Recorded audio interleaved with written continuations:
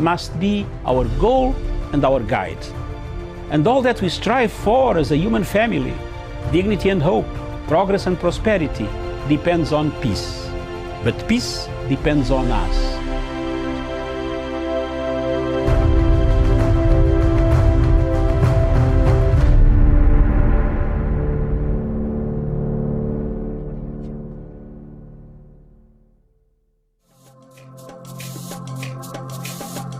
I will begin with a short statement on the topic. 1. Cliffhanger politics occurs when the left hits the right hits the center hits the north hits the south. The state of confusion over taxation in this Republic of Kenya leaves a lot to be desired. From 2013, the MPs that were in Parliament at that time passed a budget, recommended that budget, and said the 16% levy would come into effect in 2013. But later on, they decided to push the date to 2018.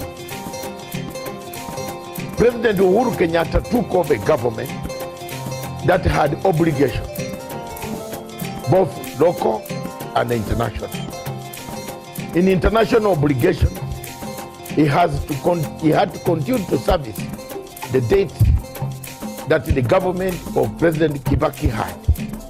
Of course, with the continuation of assembling and making sure that the Constitution of 2010 works effectively, the president had to embark on a budget that could see cementing the rule of law through constitutionalism, making sure that all the institutions of the world, that the world wants, are working and working in Kenya.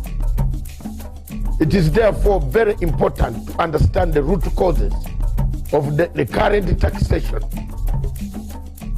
saga that continues to haunt and create cliffhanger politics into this nation. The 11th Parliament passed the budget. The 12th Parliament today found the budget and the tax levy had already been passed. For all these years, from 2013 to 2018, there are several oversight committees in Parliament, committees of finance, committees of budget, committees of all legal and other apparatus that work up in a democracy.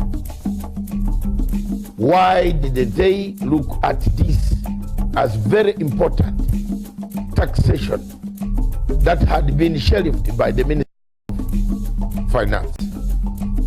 It is therefore very prudent and very important for the people of this country to understand, and the rest of the world to understand, that the international obligations and the factors that run around international agencies that lend in money, that support our programs in Africa, they come with conditions that you must fulfill before the sustenance of such grants or loans or whatever help they are giving to the nations in Africa. It is very important, therefore, to learn that behind all this, there is what we call cliffhanger politics. The politics that seeks to victimize. The politics that seeks to push a person to the wall. The politics that seeks to cause a state of despondency where the masses could turn against the president of republic of any country in Africa. These factors could be coming from both internal and external forces that are hidden, that would like to collapse the systems and replace the systems with their own likings. It is therefore very important for the people of Africa to watch out for such maneuvers, such Machiavellian systems of operation. Machiavellian in the sense that they planted the story, they orchestrate the script, they write the script, they tell, they engineer, they sit down and discuss the formula on how to weaken a government. One of the things disturbing Machiavellian politicians or cliffhanger politicians is what is it that it was in the handshake. It is this handshake that has pained even those who were moderate, who turn around to become hardliners. It is this handshake, the question of redemption, seeking redemption, that people are querying. What is it? What is it? What is it? What is inside it? The government therefore should move fast to make sure that they put it out in the 9-point program that we see, so that it is among the people that the terms of reference of all this is thrown to the people to make their own judgment. The second reason why cliffhanger politics works, or why people create cliffhanger politics, is to confuse the main item. What is the main item of Kenyans today? The main item of Kenyans is to fight corruption. Since President Uhuru Kenyatta declared that he will fight corruption through a lifestyle audit, there has been a sense of cliffhanger politics, direction of cliffhanging, of taking us to almost falling and then coming back. These are called diversionary tactics in political science. Tactics that take your enemy or your friend, or even tactics that can take a country into a bad direction, keep it there, bring it back, manipulate it, so that the main issue of corruption is not discussed. These are cardinal points that people must look at when you are fixing your mind on the current political, economic, social mechanisms that are operating on the state of Republic of Kenya. Like in Zimbabwe today, the cliffhanger politics has entered the same style of cliffhanger politics of Machiavellian. Boycott, don't come, come in later. Oppose, don't oppose, come in later. That is the way cliffhanger politics works. Any student of political science will know that those who seek to grab power through dubious means to cause despondency first go by causing a state of despondence by making sure that the masses hate the leadership. President Uhuru Kenyatta, as a shepherd, must strike the shepherd. As the owner of the sheep, must strike the shepherd once for all. Strike the shepherd, the sheep will scatter.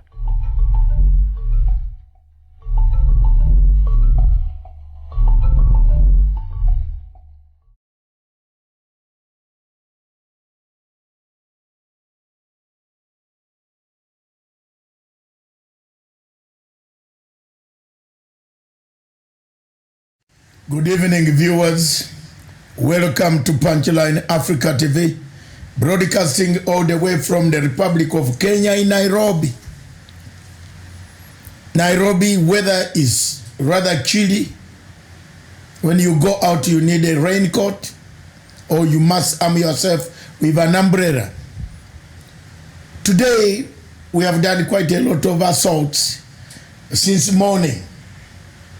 We are going to end up back in Kenya with another assault. Assaults are missiles sent out from a trigger mechanism in the military is very convenient language to say we shall come back. But I'm joined on this show, and this is a very good show. My opinion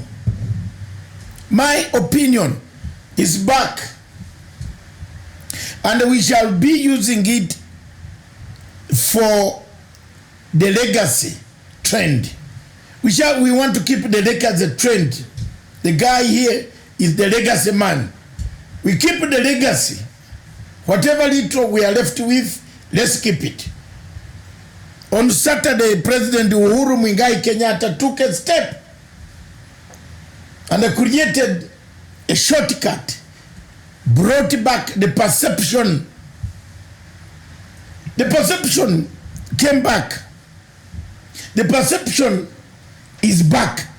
We are here. We are not going to see kamata every Friday. We want to see systems change, structure institutions. We are not going to shout with you. If you have the money where you got it, go and bank it. But we see obstacles, we see vexatious litigants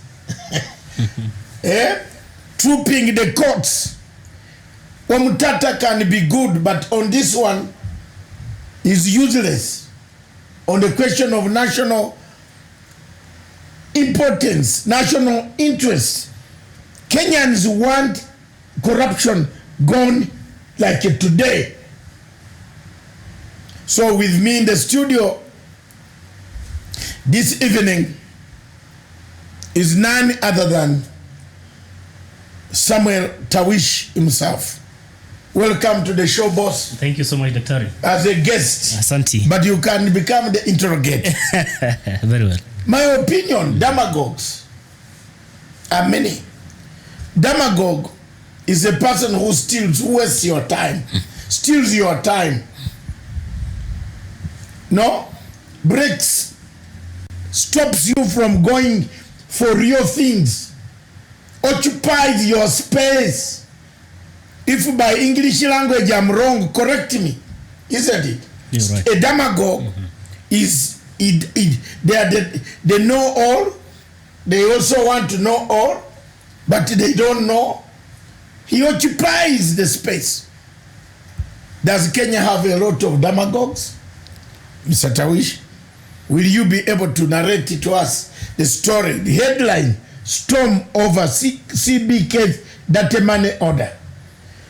What storm is there? The lawyers causing the storm are the same lawyers who made this constitution. This constitution, why people call it a civil society constitution. I wrote something on Twitter, and one of the lawyers, Tom Mboya, not Tom Mboya, I think Apollo Mboya, and Mr. Ekuro Ekot wanted to take me to court because I said they pasted, cut and paste the Constitution of Republic of Kenya. They picked from United States and South Africa, and they did the same bad job. Over to you, Tawish. Very well, Dr. Masanga, and thank you so much for the invitation to join you on this program. I think that something that I would like to say is that what we have witnessed today, especially as regards to the directive by the Central Bank of Kenya to actually wipe out the old currency, is something that we widely expected. Is not coming like a surprise to us because again, I mean, even the CBK governor himself, Dr. Njoroge, came out openly to talk about this, that we expected that we are going to see people actually go to court and maybe petition and want to overturn this decision to have the old currency actually disbanded. So it's not something that has come as a surprise to us as Kenyans. It's something that we expected. But again, rightly to your question, Dr. Masanga, as regards to the demagogues who you refer as those people who are stealing people's time in Kenya, it is not lost to us as Kenyans, because you see, as for lawyers, they're used to going to court and litigate and get this money every other time. So I mean, with this kind of move by CBK, it has come as a surprise to them. They feel like loopholes with which they have used to siphon Kenyan taxpayer are actually being sealed. Because again, you see, these governors, for example, the political warlords that we have in the country have been running around. Every time they steal the money, they go to court, and it's the same lawyers who represent them. So the problem here is not about the corrupt only, it's about the judges themselves also and the entire cartel. I mean, they have been dismantled completely. Even the lawyers who are used to represent these individuals in court, every time they are caught in corruption, they are brought to court, they feel like they're going to lose these jobs, they're going to lose this money, because they are used to getting a lot of money out of this they refer as clients. So Dr. Masanga, this thing has really eaten into so many people who have been used to siphoning this money, public money. They feel like now there's no escape route.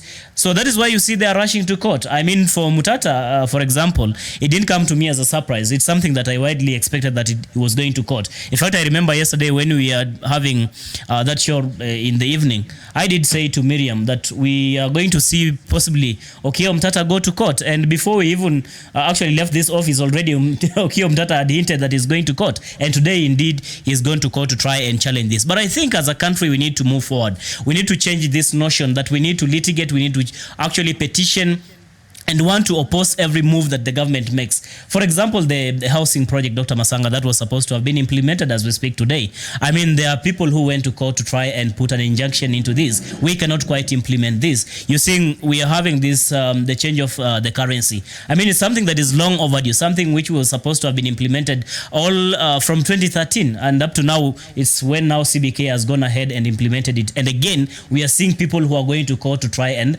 halt this process. So this is a chain of cartels, Dr. Masanga, who have been benefiting from the looting of public money, and now they feel like, I mean, they don't have any other opportunity, so they will have to go to court to try and petition this. But again, we have a problem with the court as well. You talk about the demagogues generally, we have the problem with the courts again. We are likely going to see them probably heed to the calls or appeals by these lawyers that are rushing to court, Dr. Masanga. First of all, Ktawish, yes, the statute, there is a problem here. The statue is not a portrait. Yeah, sure. That those who constructed International Conference Center, those who constructed International Conference Center, yeah, did it in the same way that the statue is part of it. So if you are taking one of the pictures, and it is not only today that we are seeing the statue of Jomo Kenyatta. Yeah. Jomo Kenyatta's statue has been there for a long time. It has been part and a parcel of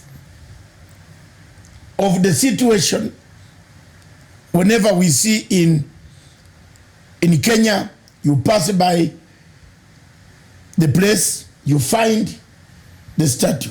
Now, if people say you want to cut off the statue from the building, then what is it? Is it a delaying tactic? It is. Is it a tactic that is threatening some people? Yes, it is. Have people now found no other way out? And the good lawyers like Orengo is a very good lawyer, but Orengo has played populist politics since the second liberation. He has assumed that this politics is played everywhere. yeah. Orengo is part and a parcel of who went to Uhuru Kenyatta, sat for 5 hours. He himself told us. He sat for 5 hours. Now, if Orengo is one of the lawyers in the Senate, the Parliament, and he's one of those who says he needs to make sure that corruption is wiped out of Kenya. And this is the same Orengo, at the same time, who wants actually to create barriers for fighting corruption. Then why did you go for a revolution?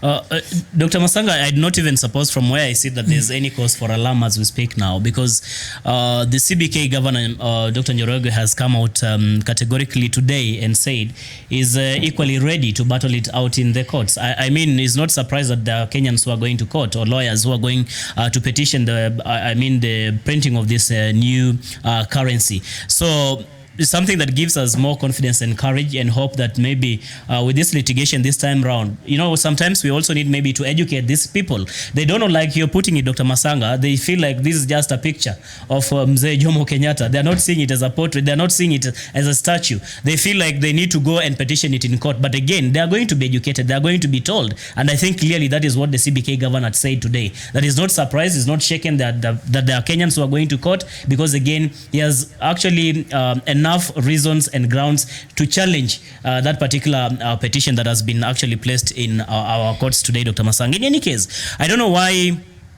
or the biggest problem that we are having, if at all even having Mzee Jomo Kenyatta's portrait or statue in the new currency really is bringing, because again, we've been used to having this money all along. Does it lessen the value? Or what really is the biggest problem? What is the biggest challenge? Just simply because the constitution says so, and because there are people who do not have enough understanding of what the difference between a portrait and a statue is, so they feel like maybe this is an avenue to go and petition this in courts. But like I said earlier, Dr. Masanga, the biggest headache that these individuals are having is that the taps are being closed. I mean, these are avenues that they have used to getting money.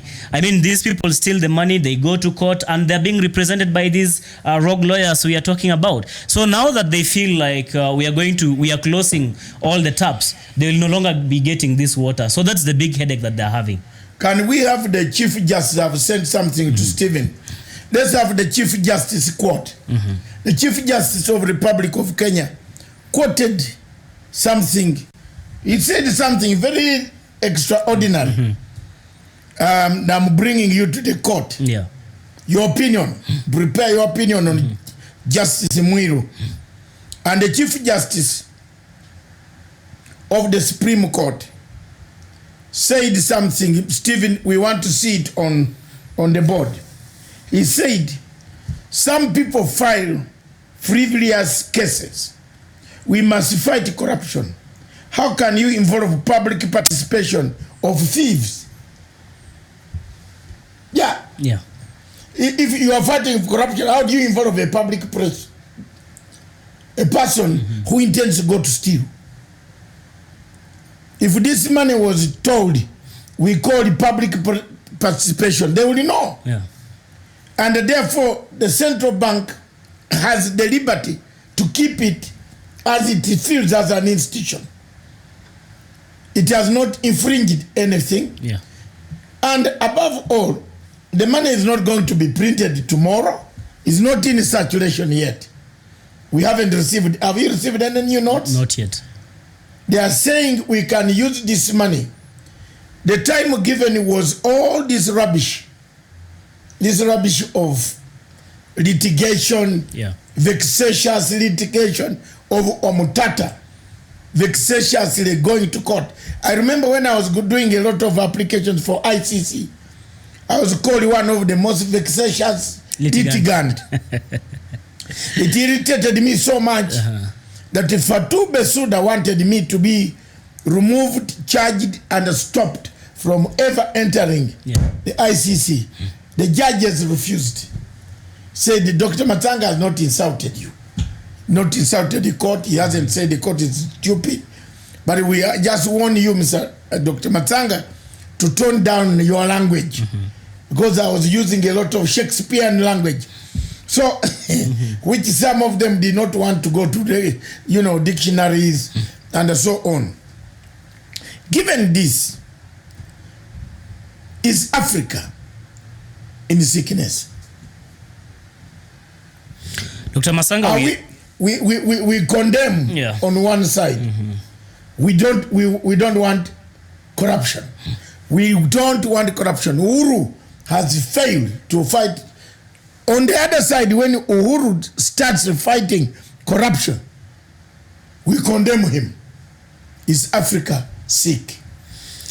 Well, Dr. Masanga, I think the problem we have as Africa or Africans is more of double standard. We are not really outright on what we want. You hear the same people actually want to see that corruption has completely been wiped in our country or in our continent, but there are same people who are challenging initiatives or policies that are geared towards ensuring that we deal with corruption once and for all. So it does tell you that the problem really we are having today is people who are not outright in taking positions as regards to the fight, for example, against corruption, or the fight or even supporting policies that have been put in place to ensure that maybe we have a good running countries or Africa as a continent for that matter. So moving forward, Dr. Masanga, I think for us to remedy all this, you calling it, we are maybe in this sick bed. To remedy this, we need to actually reawaken ourselves. We do not need to wait until maybe foreigners come and remind us of what we really need to do. Because again, when you look into what is happening with corruption today, I saw some people bashing even the UK and US ambassadors and all those, foreign envoys in Kenya, that they are part and parcel of the entire cartel in the country, and that is why they are supporting President Kenyatta in this fight against corruption. I don't understand why someone will really come out to start bashing these envoys. Not, you know why they are Mr. Tawish? Yes. Don't beat about the bush. These guys are out. They are out. They are not going to US. Yes.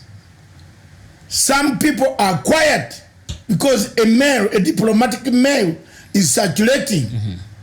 A diplomatic mail is circulating. Some people have seen it. Mm-hmm. It is there. If your name is on the diplomatic mail, that even your children you parade every day, that that's my children, will never step there unless you change the name.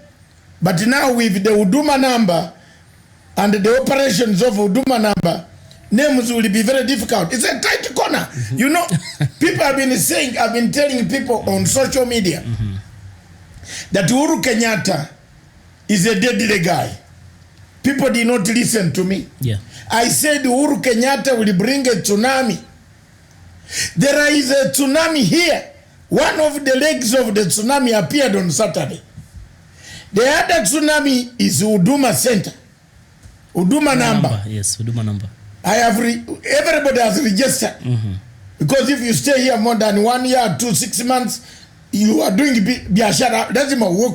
Yeah. Because nobody will give you service. Mm-hmm. Let me tell you, over 35 million people so far have registered. That's a very good number. Yeah. The rest are children and this whom we shall look for. But that is a step forward. Now, with Huduma number, there is no escape. Corruption will be narrowed down. Your bank account will rely together with your number. If you have banked 100 million, you don't know what is going on. Mm-hmm. I want to tell you, the viewers, what happened in Narok, your city. Mm-hmm. What happened in Narok was the most interesting thing. There were over 66 helicopters. 66. This is now data. Mm-hmm. That flew out of Wilson and other, excluding the presidential and the other people, First Lady and so on, helicopters. When President Uhuru Kenyatta finished the ceremony and people were invited to go to the state lodge, this time the food was plenty. Mm-hmm. People, Kenyans, rushed home with helicopters. The amount of traffic coming into Wilson, mm-hmm. My friend who works there said it was more or less like there was a volcano that has erupted. People wanted to get out. Mm. Nobody wanted to eat the food. People rushed home to go and clean this money because they didn't know when the CID, DCI, EACC, and other agencies, multi agencies, will pounce on you. Mm. So people say, this, if you are eating here, you will find your home is already surrounded. Yeah. But the trouble here is this. Where will you take this money? Mm-hmm. If you are buying a property, Mr. Tawish, the man receiving the money must tell you where he got the money. Yeah. So he sold the house. To who? You sold the house to Tawish. Mm-hmm. Okay, thank you very much. which bank? Where do you bank? Where is Tawish? So they come to you and ask, Tawish, how did you get 100 million to buy a house? Quishasis. As for my case, I'll have to support where I've got the money, but I think I'm safe on that, Dr. Masanga, because I know, but I'm safe on that person. But it's a very you and I were safe, yeah, because we don't have any money extra. Yeah. I told some people that if I have 10 shillings on my account, or 100 shillings or 1,000, I'll rush and get it quickly. Yeah, because I don't have anything more than that.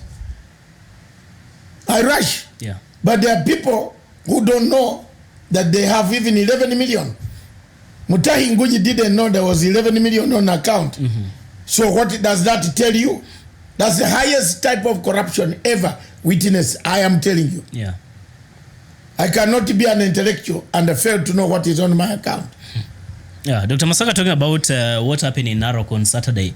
You remember yesterday, I think I sent you a link. Yes. Where Samburu County official was arrested. Yeah, was actually intercepted with about 1 million shillings, which he could not account for, and he was using the county government vehicle to ferry this money. So when he was asked, where are you taking this money, or where is it from? I mean, he could not actually even explain. So that tells you the kind of anxiety, the kind of the fear, the kind of shockwave that this directive by CBK has now sent into these individuals. And I think we need to allow this move. We need to ask even those who are going to litigate and petition this move by CBK to think twice about it and try to support, because after all, it's about this country. It's about how we are going to secure that very little which has already been, which is left. Of course, a lot of money has been taken to churches, has been given to Harambes, has been given to schools, has been given to individuals. Some of these monies have been actually hoarded in houses. So we want to see that how are these people going to exchange and have the new currency between now and October 1st, Dr. Masanga.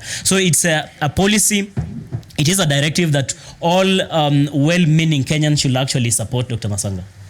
Thank you very much, Mr. Tawish. Thank you. We switch on from the demagogues in court, the demagogues on currency. We come to the demagogues, the same demagogue. Someone has said a very good English. Sue has said they are called damagore. Damagore. The act of uselessness, losing time, wasting time, eating your time. Tunakaa na wewe, tuna kitu, una kitu, saa yote ya kula time yangu. Unaona watu demagogue. So the situation of demagogues jumps to the Supreme Court. Last week, Justice Deputy Mama Lady Mwiru was supposedly acquitted by the same monkeys in the same forest. Because the monkey cannot cut. Literally, I'm not saying the judges are monkeys. But the judges cannot carry their forest. Who is the supreme head? So they acquitted her and she went. In your opinion, candidly. Yes. Yes, with reasons, or no with reasons. Do you think Deputy Chief Justice Mwiru should stay in the Supreme Court? Yes or no with answers? Well, in my own opinion, Dr. Masanga, I suppose she should not continue actually to stay at the Supreme Court or judiciary for that matter. And the reasons are very clear. I mean, Judge Mwilu has come a long way in as far as her career is concerned. She's come to the position of being actually the second in command in the judiciary, that is in the Supreme Court, because she's the vice president to Maraga. I mean, she's someone who has gone through this, career for a very long time. And now we are seeing such kind of things, especially the corruption allegations that actually are leveled against her are so grave to a point that she can only but save her face by deciding maybe maybe to resign from that office. In any case, she should not just stick there to continually taint her image, to continually just, carry all the shame. She should just tender her resignation letter and allow another person to take over as the deputy CJ. That is my opinion, Dr. Masanga.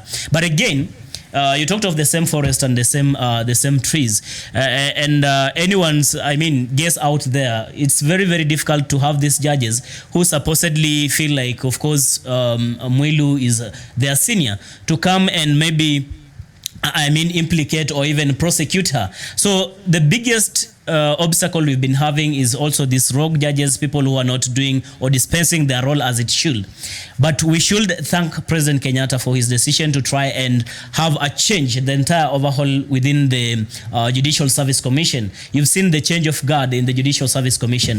In the past, we used to have Professor Muigai, who was not that coherent enough in as far as his deliberations were concerned. But now we have Justice Paul Kiara, who is the Attorney General now as a member of the Judicial Service Commission. We've also seen, Professor Tom Ojenda, who was one of those people within, of course, representing LSK in the JSC, people who are being used by these corrupt individuals actually to compromise the justice system here in Kenya. And so many of those individuals now we have seen a very big change within the JSC. So now that this case really failed, quote unquote, in the courts, we need to take this matter now to the Judicial Service Commission. And I'm very happy that DPP Nordin Haji even indicated that he was going to appeal this decision by the court to see into it that eventually we are going to see Judge Mwilu go home because of this corruption allegation that have been leveled against her. Of course, the courts, the prosecution has the honors to prove their case before the courts. So the DPP and the Director of Public, Director of Public Prosecution, the DCI, that is George Kinoti, really have a very big task to ensure they have a watertight case now moving forward as much as they prepare to appeal and take this matter to the JSC, so that we are not going to see them actually throw this case again simply because they feel maybe there's not sufficient evidence or it's not watertight enough. Maybe there's no implicating grounds to actually charge Mwilu. Without talking about the merits and demerits of the case, Tawish, yes, I would like to open up. You saw a cursory look at the evidence so far, money laundering, using letterheads of the judiciary to apply for loans and properties. Those are very grievous, very, very grievous cases. Yes. Very grievous matters that cannot be washed under the carpet. So do you think, the people of Kenya, do you think if I were Justice Mwilu, would I actually remain in the same place and wait for all this to be read in front of my children? I think she should learn from the previous experience of other people, for example, who have served in similar position. You remember the case of Nancy Baraza. And I think, when you decide to stay put, you only but continually want to embarrass yourself. It is only important for her to realize this early enough and actually pack her things and go home. Because again, with that, she will get all her benefits, she will get all her salary, and she will enjoy every other privilege that would have otherwise come with this position. So I do not think why she really has to continually stick to that position, because by the end of the day, this matter is going to embarrass her so greatly. Okay, thank you very much. That was on the judges. We have seen tension between Somalia and Kenya. In your opinion, what do you think Kenya should do in order to bring down the tension? That's one. What should Somalia do in order for us not to regret why a neighbor was helped? Because people in countries like Uganda and Kenya and Ethiopia are beginning to say, hello, what's going on? Since the arrival of the French in this region, Somalia has been in turmoil, increased insurgency, expulsion of departments, the UN officials being told to leave. What is the factor behind the destabilization of Somalia of making the relationship between Kenya and Somalia sour? What do you think? Well, Dr. Your opinion. Dr. Masanga, my opinion is that you see, Somalia has rich mineral resources.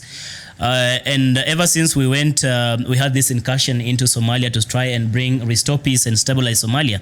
I mean, there are section of, foreign influence that are not really happy as regards to these interventions by the African countries who are now in Somalia to try and bring back that peace. You and I remember very well, and most people who are watching, probably those who can remember, that even the international community at some point actually vowed or actually promised to support this initiative to try and stabilize Somalia. But at some point they withdraw even funding to these initiatives, making it even very difficult for the forces on ground to continually operate. That tells you that there are so many things that are being done behind the scene to see into it that the entire operation does not succeed. And now that they feel like maybe we have remained resilient in as far as this operation is concerned, they are trying to bring out another card in the name of, spoiling the relationship between Somalia and Kenya. I mean, as for Somalia, they well acknowledge that it is Kenya that has been harboring them all along. It is Kenya that even where they carry out their elections, I remember, the last election they had, they did it right here in Kenya.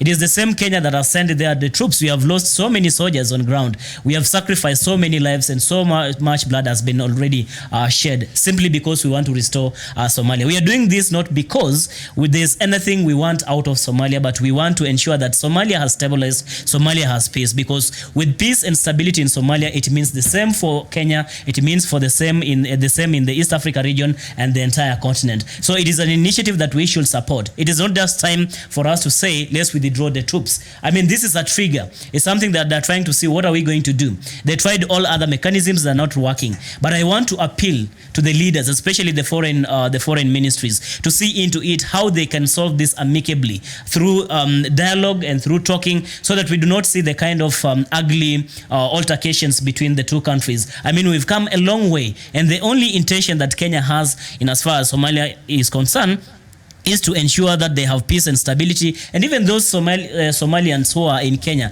can go back to their country and develop their nation, instead of actually wandering around and not having a country of their own simply because the Al-Shabaab have taken over every other place. So it's also unfortunate that it's natural for humanity actually to hate that person or that individual, or even a country that really comes out to support you in times of crisis. You saw what happened with South Sudan, for example, when we had Kenyans who are being slaughtered and some of them held hostage in South Sudan, whereas South Sudan cannot even remember that it's Kenya that actually hosted them. It is Kenya that gave them sanctuary at a time when they had that political crisis, at a time when they could not have that peace back at home. But what are we seeing today? They're not appreciating, they're not acknowledging it. But all said and done, Dr. Masanga, we need to go back to the drawing board and see what are these issues that these countries are raising.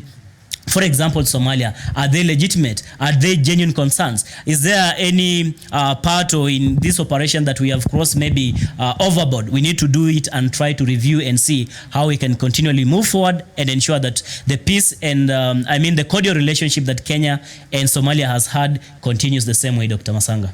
Thank you very much, Tawish. We understand we have problems with our network. I don't know. Some complaints are coming from the people. Production is checking on that. Let's look at Sudan. Mm-hmm. The Sudanese went on in the streets. They were able to topple Bashir. But the same Sudanese, 4 months later, want to stick in the streets.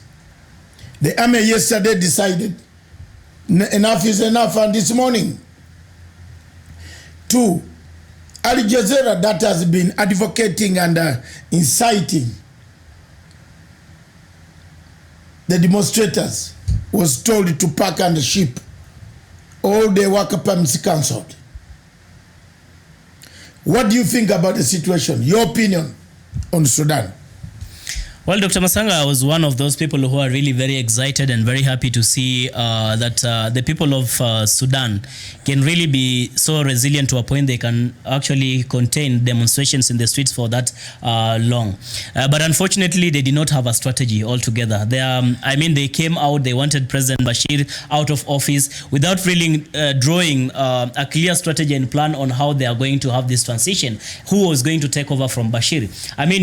They were happy that Bashir was leaving or has left office. But what are we having today? Are they having any peace? Are they still not in the streets as we are speaking? That tells you that clearly they did not have a clear strategy on how to have this transition. Because again, they are being instigated, they are being influenced, they are being oiled by the Western maybe power countries to just oust President Bashir. But today, they do not have a solution yet for that crisis. They do not really contend with the fact that the military are still in charge. They want transition like yesterday. Still, we need to have time for this transition to take place. So, Dr. Masanga, what I can say, the kind of treatment that President Bashir has been actually given or accorded by the South Sudanese and especially by the Sudanese, I beg your pardon, and especially the hand that we are seeing from the Western power country, the French in this matter, is not going to go down well with the Sudanese people. The people of Sudan, because this is going to pose a very big challenge to them. It's going to be like a curse, like what happened in Libya, you remember? The ousting of Muammar Gaddafi. And Cairo. That curse is going to hound the people of Sudan. They have that excitement, but eventually they're not going to laugh at last. They're going to continually be in streets. They're going to continue being beaten by the soldiers, because these people are not going to hand over this power anyway. They hope that maybe they're going to have a civilian president. That is the reality of the matter. There are people like, for example, in Zimbabwe, Dr. Masanga, you understand the politics of Zimbabwe. These are people who will not like to have anybody in the name of a civilian taking over, because they understand the pain that the generals took to actually liberate this country. So it is the same thing probably with Sudan. So they have to contend with that reality. Talking about Zimbabwe, regime change seems to be surrounding them and narrowing its position every angle they turn. Chamisa and the Western agencies seem to be narrowing towards the removal and it looks like Sudan could be replicated somewhere else. Are you comfortable with regime change, which comes when it is not planned before, plunges the country into chaos? Your opinion? Nobody, Dr. Masanga, of sound mind will really be happy or will have excitement on regime change, unless if you are part of the regime change itself.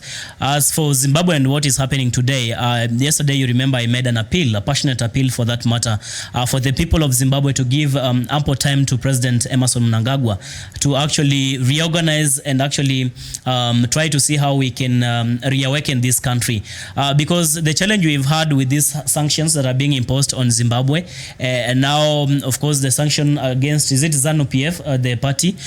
These sanctions are going to affect the ordinary Mwananchi. It's not about the leadership. It's not about President Emerson Mnangagwa or those people in high offices. It's about the ordinary Mwananchi. So if the Western power countries really feel like theirs is interest for the people, why are they actually heaping these sanctions that are going to actually destroy the livelihood of the ordinary people who do not have anything, for example, to eat, people who are looking for jobs? It is the only opportunity they have to rebuild their own country at this particular moment. You're seeing how the currency is, you're seeing the kind of economy we are having in Zimbabwe today. So the only thing we can do, and I want us to borrow a leaf from even these Western power countries, because what they do in their very own countries. You remember when we had the elections in US last time, Barack Obama himself was not even supporting, the current president, Donald Trump. He was supporting Hillary Clinton, Democrat for that matter. But again, after Donald Trump won this election, President Barack Obama did not have an option but to shake hands with President Donald Trump. Same for Hillary Clinton and other presidential candidates. They said election is over. We need now to concentrate to do that which we promised for the people. We will have another opportunity to politic and campaign and see what the decision of the people will be, and that will we have to respect. And the same thing applies to Zimbabwe. We cannot have the same people do a different thing in their very own countries and come to advise us that this is not the right person when people have gone to the ballot and decided that this is the kind of leader they want to govern them. So you cannot come and want to hip another person just because you want an individual who you are going to micromanage or a person whom you are going to use to entrench your own ideology in that particular country. So the people of Zimbabwe should be reminded that this is an opportunity for them to support the administration of President Emerson Mnangagwa. It is not about President himself, but it's about the livelihood and, of course, the stability of that particular country moving forward. Okay. Thank you very much, Tawish. We just want to make a final approach on a subject which is taking place right now in London in a few hours.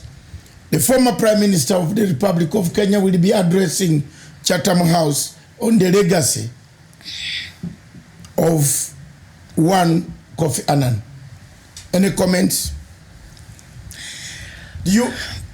Let me simplify it and put it direct. Yeah. Is there a legacy that he left? Is it a mixed grill? Well, Dr. Masanga, I think people are reading from, different script. There's a clique of individuals who feel like, Kofi Annan did so much for the continent, if not for the entire world, especially when he was a UN Secretary General. And there are also a group of people who feel like he really let down most of the African continent, because during his reign is when we saw so much happen to the African leaders. Instead of coming out and supporting these leaders, he actually supported the initiative by the Western power countries, especially in overthrowing some of the leaders we had in our continent here in Africa. But that said and done, Dr. Masanga, I understand former Prime Minister Raila Odinga himself has a history with Dr. Kofi Annan. We all understand. There are people who have read mostly from the same script. We understand what happened, for example, in Kenya in 2007, 2008, and thereafter the formation of that, the National Accord, which was spearheaded, of course, by Kofi Annan. But the biggest nightmare that he brought to us was the issue of the ICC. But the good thing about it all, Dr. Masanga, again, is that the ICC actually gave us a platform. It opened our eyes to really see the ills in the ICC, because today, were it not for some of these cases, for example, we will not have really had an opportunity to pinpoint some of these shortfalls, some of these ills that ICC is actually targeting the African continent and African leaders for that matter. So I think it's a mixed bag of fortunes. For Raila Odinga, I believe maybe he has one, two things to say about Kofi Annan. But for some people, especially Dr. Masanga yourself, understand there's nothing completely. No. You suppose Kofi Annan has left as a legacy for the African people. He's left a technical school, a polytechnic in Ghana. He never left any road, anything, no building, no estate, no school, no hospital, no dispensary, no agricultural station, nothing. In fact, Kofi Annan is more like Obama. Obama came to Africa to show us his height, how tall he is. We hadn't seen him. His sister turned around and said, Kenyans are gonya. Kitu kidogo all the time. So it is a legacy littered with pitfalls of insanity, pitfalls of disorder, of hate, of bad luck. Everywhere Kofi Annan stepped, he left blood. I can count you several places where blood was left. The only place that Kofi Annan managed to silence after blood had come too much was East Timor. The only country he created. He left us a monster called ICC, the International Criminal Court for Black people, in brackets.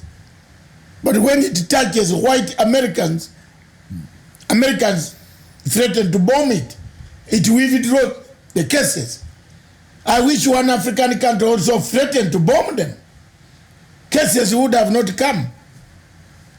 From the first time when ICC arrived in Africa in the Ugandan case, 2005, Tawish, no African knew the danger of ICC more than myself. Yeah. Because I took part in a case where indictees had already been taken and threats were being made that even to arrest us who were doing the peace process. So Kofi Annan, may his soul rest in peace, and may he maybe inspire who, I don't know, to finish his work. The last assignment he had was in Syria, where bloodshed wiped out Aleppo and all the cities in the former Syrian state. We've lost that. And another catastrophe where he left was in Harare. As we speak now, Harare is 50-50, a mixture of grill. Yeah. I think you must be seeing the breaking news. I don't know what it means in Swahili. Well, it is more of, I think... to journalists. Yeah, journalists from the Standard Media Group have been attacked. I'm not very sure where exactly Governor In Machakos. I think school? it is in Machakos County. In Machakos County, yes. Yeah. So their vehicle has been torched and also cameras destroyed. That is the breaking news that we are lately actually receiving as far as that is concerned. Journalists from the Standard Media Group. I don't know exactly the number. They have not given quite exact number of those involved in that particular incident. But of course, it's news that will continually be updating our audience as time goes by. Dr. Masanga. Thank you very much, viewers. Thank you. I will now leave you to talk about 5 minutes. The legacy. The legacy trend. What is it that has made you happy about the legacy? Are we pushing? Are we moving forward? Are we seeing some results? Are we changing the perception? Because over this weekend, if you can ask Kenyans now, out of 100, how many marks has Uhuru Kenyatta scored? They will tell you he is now about 95. Because of the recent announcement, surprise. Surprise. By the way, that is the talk of town. Yes. Everywhere you go today, you meet people. They're just talking about the question to do with the notes or the currency. And I think Kenyans are very, very excited. It came as a pleasant surprise to most people. They feel like this is a step in the right direction in as far as the fight against corruption is concerned. And I think it's a very good move, which we all need to support as Kenyans. To see into it, at least we can try to curb this scourge called corruption. Because like I said, Dr. Masanga, it has eaten us, it has eaten Kenyans. To the bone marrow, we have nothing really left. So it is only incumbent upon us to come out and support President Kenyatta in this initiative to see into it how we can reduce or even eradicate corruption completely. That's it and done, Dr. Masanga. I mean, on the question of the handshake, I think President Kenyatta has come out without any ambiguity that one, the handshake is here to stay. The handshake is really helping him, President Kenyatta, and the country. One, in the fight against corruption. Second, in as far as the unity of this country is concerned. We were all very happy, you saw, in the run-up to 2013 general election when we saw, fierce political rivals, President Kenyatta then and the now Deputy President William Ruto were not seeing one eye to eye, politically speaking. But they had to come together, they shook hands, and this time around again we've seen former Prime Minister Raila Odinga, who was contested against President Kenyatta twice, 2013, 2017. They have decided to bury the political hatchet, that enmity, and decided to do this together for the benefit of this country. We need to foster this harmony. We need to foster this unity for the benefit of this country. It is not in anyone's excitement to see Kenyans shed blood, to see Kenyans actually divided on the basis of tribalism or on the basis of political competition. And I think it is the first thing that really Kenyans are very, very happy to see that the leaders are working together towards achieving this unity. And so far, I think it is bearing fruits. We are seeing, of course, former Prime Minister Raila Odinga is also supporting most of these initiatives, if not all, by President Kenyatta. And I think that is what we want to see. We don't want to see people who are coming out just to oppose every other initiative just because of politics. Unfortunately, people within the same system who are supposed to have been supporting President Kenyatta. Now that we have this support from Raila Odinga, who should otherwise been in opposition and opposing these initiatives, is in now. We have individuals within the same system who are opposing now President Kenyatta. I mean, it's falsehood, it's a mockery of the highest order. We need to see these people rethink and get back to their sense that it's time they need to help President Kenyatta, one, achieve the legacy, the big four, that is in as far as the full security is concerned, affordable housing, the infrastructure, and ensuring that Kenyans are united and corruption has been wiped out completely. Come 2022, we'll have an opportunity to politically and campaign again. These are some of the achievements that we or those people who aspire to get into these offices will have to present to Kenyans, because again, no one will want to take over a country which has failed, a country which people are crying because of hunger, a country where corruption has become order of the day. So this is the opportunity for them to support President Kenyatta, because he's exhibited that political will to fight corruption. So the most important thing we can do as at now is to support him. There's a group of people moving around talking about 2022, mocking the president and every directive that he makes every other day. I was very disappointed even just the other day to see people in charge and telling the president and CBK governor that they should probably even reduce the time frame from October 1st to even a week or so, because they feel like now they will need to take more money and even huge monies to the church. What are they simply trying to tell people? It's like this directive was meant for them. Why are they becoming agitated even before anyone points a finger at them? So it tells you, Dr. Masanga, that clearly we have a very big task to accomplish, to ensure that we help President Kenyatta achieve his legacy. It does not matter who are going to throw the tantrums. It does not matter who are going to insult you or to insult the people who are championing the agenda of President Kenyatta. The most important thing is that we are going to be undeterred in this pursuit to ensure that we achieve this. Come 2022, we have something to smile, and when President Kenyatta leaves office as president, he has something to show Kenyans, and his name will go down in history as a president who united the country and fought corruption and ensured that the lives and the livelihood of Kenyans has really been uplifted. Thank you very much, viewers. Thank you, our guest, special programs editor and a serious guy from Narok yesterday, where everybody, Kligoris actually, yeah, but his Narok is the city. The city. Thank you very much, Tawish. Thank you so much. Thank you for coming to the show. Pleasure always. This is all your opinion. Yeah. That is the opinion of ours. Those are our opinions. We have given them to you. It's up to you, the public. We leave you to make your own decisions. Whether you like to support everything that we have said, that is very good. Whether you like to add on what you have said, that's also very good. Or whether you like to disagree with us, it is part of the democracy. Dispensation is always the answer. We don't dictate on what it should be done or what should be said from any angle. I want to leave you with very serious song, an African song